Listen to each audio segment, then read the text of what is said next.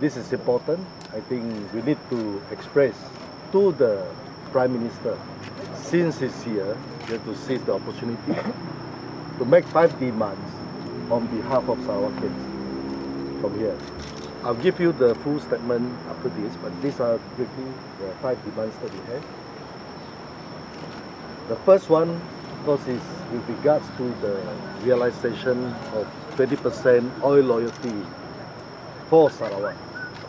That is important because Gadelan has been fighting, Sarawakians have been fighting, all Sarawakians. This one is actually, we even have a motion in the DUN, in the State Assembly, that was passed, that was unanimously agreed by everybody, all the State Assemblymen, including the Chief Minister himself, to say that we must demand for this 20% royalty. And until today, it is going nowhere. That was in 2014 May, and we are still waiting for it today.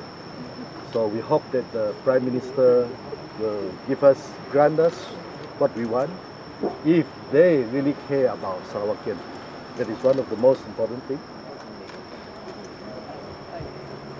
Secondly, we think it is important that the Chief Minister must tell the Prime Minister that this is an issue in DUN as well, that was of concern to us, and that is important. It is to annul the Territorial Sea Act 2012 for that infringement of the rights of Sarawakian to our rights, to our territorial sea, our rights to our seabeds, to our shores, to the continental shelf that is attached to Sarawak. That is important, and we have passed the motion in DUN that we cannot recognize that act that was passed in 2012, which we think is of no effect because it's unconstitutional and illegal when it was passed in Parliament. So we want it to be annulled, and we want the Prime Minister to react to this. Thirdly is with regards to the rescission of the tripartite agreement on the petroleum agreement. The petroleum agreement that was signed between the federal government, the state government, and the Petronas. Because of the changes in the law, because of the uplifting of the emergency ordinance, it is important that we relook at this tripartite petroleum agreement that was being signed earlier. So this should be allowed for the state, Sarawak, Sabah, Kelantan, Terengganu, the oil-producing state, to renegotiate the agreement between the federal government and all these 4 state governments and Petronas to make sure that it really brings justice for the oil-producing state, so that, like Sarawak, we are the third in the contribution towards the country's GDP. But what do we get in Sarawak, as all of you can see? So we are still going for the very basic of amenities and infrastructure. So I believe it's the same thing for Sabah, it's the same thing for Kelantan and Terengganu. We should renegotiate all these. That is important. Okay, the 4th one is on the full recognition of UEC, the United Examination Certificate.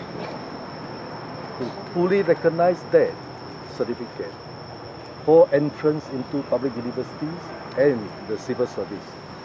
That Sarawak government has started, Selangor government has done that, Penang government has done that, but at the moment it's up to the federal government, who has control over the educational policy in the country, to recognize fully UEC, to make sure that that will bring benefits to everybody in Sarawak, in Sabah, and actually throughout Malaysia.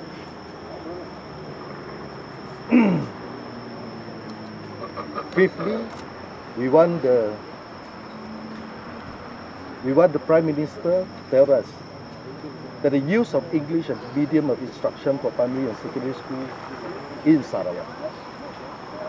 We call for the review of the policy to allow this to allow the use of English as medium of instruction, taking into consideration the consistent pattern of neglect of rural schools in Sarawak, the need for the state to determine the system and policy of education in Sarawak, including the restoration of English as medium of instruction in schools, to enable our future generations to have education, to be educated through all medium of instruction, to better compete with others globally.